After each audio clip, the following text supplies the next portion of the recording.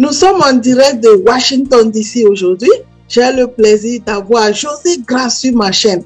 Qui est José Grace? José Grace Béni est une artiste chanteuse du gospel. Je suis aussi évangéliste et coach sur le plan vocal à l'état civil Moukbe Mazalou.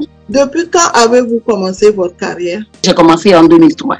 Par quelle chanson vous avez commencé? J'ai commencé par un morceau qui est titré Pardon. Ne rendons pas le mal par le mal. Qu'est-ce qui vous a motivé à être chanteuse de la chanson togolaise? À l'âge de 8 ans que j'avais commencé, quand je vois les artistes à la télé, je voulais être comme eux. Et donc, tout de suite, j'étais dans la chorale, dans les groupes choc d'animation.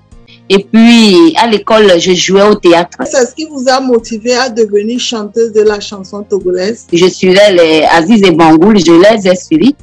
Et je faisais leur chœur à un niveau donné. Et en 2003, j'ai commencé par rentrer en studio pour faire mes propres compositions. Quel genre de musique vous produisez? Je fais de la tradition moderne avec mes messages du gospel. Le gospel, ça veut dire parole de Dieu. Et les jouer sur le rythme traditionnel de chez moi ou d'ailleurs. Vous voulez dire que vous chantez le gospel en utilisant la tradition moderne? Bien sûr, c'est ce que je fais. Et c'est quel genre de tradition vous utilisez? Je suis plus dans le Nanzo.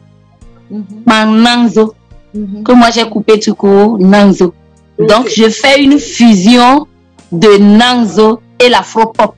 Bimoisi, c'est Nanzo fusion. J'ai fusionné Nanzo à l'afro-pop.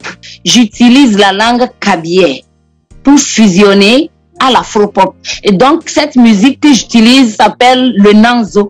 Et donc, je l'appelle Nanzo Fusion. Par quelle chanson vous avez commencé votre carrière? J'ai commencé ma carrière avec le titre Pardon.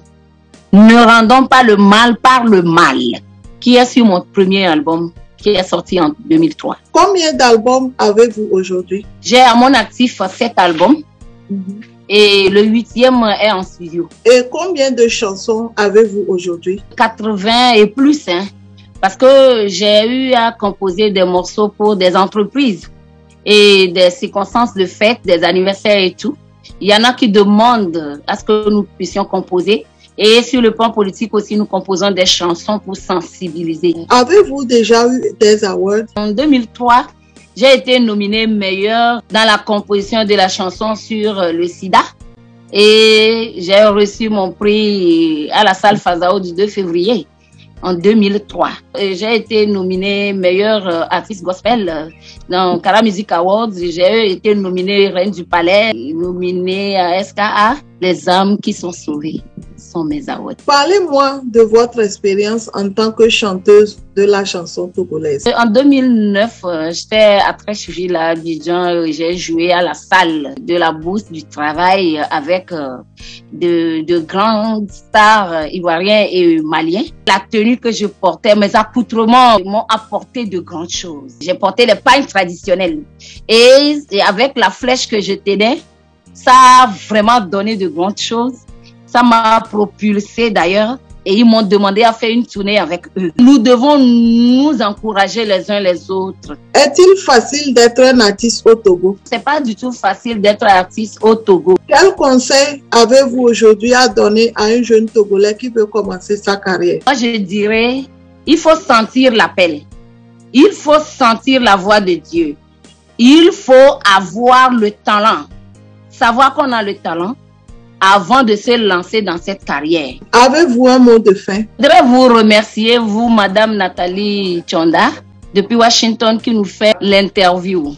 Je voudrais aussi remercier les fans. Je remercie également le bureau de la SKA pour l'award. José Grace, merci d'être venu sur ma chaîne. Je rappelle qu'on est en direct de Washington DC aux États-Unis et très prochainement on se reverra pour un prochain numéro. Merci beaucoup. Au revoir.